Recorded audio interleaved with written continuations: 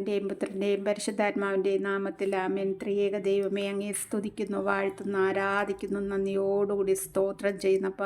പരിശുദ്ധാത്മാവിനെ കൊണ്ട് ഞങ്ങളെ നിറയ്ക്കുമാറാകണമേ അപ്പ. പരിശുദ്ധാത്മാവ് സഹായകനായി ഞങ്ങളിൽ എപ്പോഴും കൂടെ ആയിരിക്കണമേ ഈശോപ്പ. ഞങ്ങൾക്കൊരു പുലർക്കാലം തന്ന് അനുഗ്രഹിക്കുകയും പ്രഭാതത്തിൽ ദിവ്യബലി സമർപ്പണത്തിൽ ഞങ്ങളെ ഒരുക്കി ഞങ്ങൾക്ക് പങ്കെടുക്കുവാനും ദിവ്യബലി സമർപ്പിക്കുവാനും തന്ന കൃപയ്ക്കായി നന്ദി പറയുന്ന കർത്താവെ, പ്രഭാതം മുതൽ ഈ 3 മണി സമയം വരെ കർത്താവിൻ്റെ കൃപയിൽ ഞങ്ങളെ പരിപാലിച്ച് കർത്താവിൻ്റെ കരുണയ്ക്കായി അവിടുത്തെ സന്നിധിയിലായിരിക്കാൻ തന്നിരിക്കുന്ന കൃപയ്ക്കായി നന്ദി പറയുന്നു. ഇന്ന് ഞങ്ങൾക്ക് ആവശ്യമായി തന്ന എല്ലാ അനുഗ്രഹങ്ങൾക്കായി നന്ദിയോടെ സ്തുതിക്കുന്നപ്പ.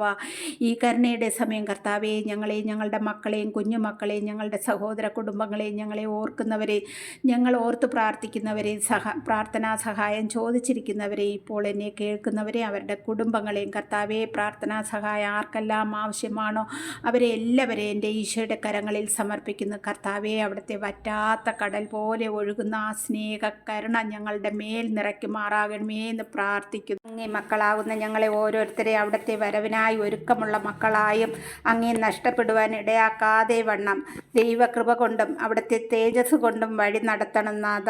എളിയവരിൽ യേശുവിനെ കാണുവാനുള്ള കൃപ ഞങ്ങളിൽ എപ്പോഴും നൽകി അനുഗ്രഹിക്കണമേ അപ്പ. പ്രാർത്ഥിച്ചു വചനം എടുത്തു. വിശുദ്ധ മത്തായി എഴുതിയ സുവിശേഷം 7-ാം അധ്യായം വായിച്ചു ധ്യാനിച്ചു. 1 മുതൽ 12 വരെയുള്ള വാക്യങ്ങൾ വായിച്ചു. ആദ്യം തന്നെ പറയുന്നു, അന്യരെ വിധിക്കരുത് എന്നാണ്. നമ്മൾ മറ്റുള്ളവരെ വിധിക്കുവാൻ യോഗ്യരാണോ പ്രിയ സഹോദരങ്ങളെ? നാം ഓരോരുത്തരും ദൈവവചന രീതിയിൽ ജീവിക്കുന്നവരാണോ? എൻ്റെ കാര്യത്തിൽ അല്ല എന്ന് എനിക്ക് പറയാൻ പറ്റൂ. കാരണം നമ്മൾ മനുഷ്യരാണ്, ബലഹീനരായി പോകുന്നവരാണ്. അതിനാൽ എനിക്ക് ആരെയും വിധിക്കുവാൻ യോഗ്യതയില്ല.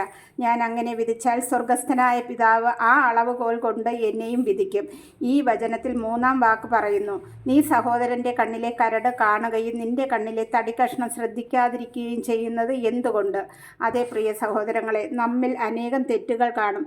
എന്നാൽ അതൊന്നും ചിന്തിക്കാതെ മറ്റുള്ളവരുടെ കുറ്റങ്ങൾ പറയാൻ കാണിക്കുന്ന ആ ഒരു വ്യഗ്രത, മറ്റുള്ളവരെ പഴി പറയുവാൻ, കുറ്റം പറയുവാൻ, തള്ളിപ്പറയുവാൻ കാണിക്കുന്ന ആ ഒരു നിമിഷം സ്വർഗസ്ഥനായ പിതാവ് കാണുന്നു, നമ്മെ അറിയുകയും ചെയ്യുന്നു. ആയതിനാൽ നമ്മൾ ഓരോരുത്തരും നമ്മുടെ കണ്ണിലെ തടികഷ്ണം മാറ്റിയിട്ട് മാത്രമേ മറ്റുള്ളവരെ കണ്ണിലെ കരട് മാറ്റാവൂ.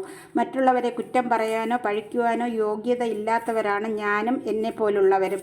നമുക്കൊരു കാര്യം ചെയ്യുവാൻ സാധിക്കും, പ്രാർത്ഥിക്കുവാൻ. അത് മറ്റുള്ളവരുടെ രോഗങ്ങൾക്ക് വേണ്ടി, വേദനിക്കുന്നവർക്ക് വേണ്ടി, ഭവനമില്ലാത്തവർക്ക് വേണ്ടി, പഠിക്കുന്ന കുഞ്ഞുങ്ങൾക്ക് വേണ്ടി, വിവാഹപ്രായം കഴിഞ്ഞ മക്കൾക്ക് വേണ്ടി, ഇങ്ങനെ പല ആവശ്യങ്ങൾക്ക് വേണ്ടിയും പ്രാർത്ഥിക്കുവാൻ പ്രാപ്തരായവരാണ് ഞാനും നിങ്ങളും. അതിനായി പ്രിയ സഹോദരങ്ങളെ, നമ്മെ ഓരോരുത്തരെയും ഈ കരുണയുടെ സമയം ഈശോയ്ക്കായി സമർപ്പിച്ച് പ്രാർത്ഥിക്കാം. ആമേൻ.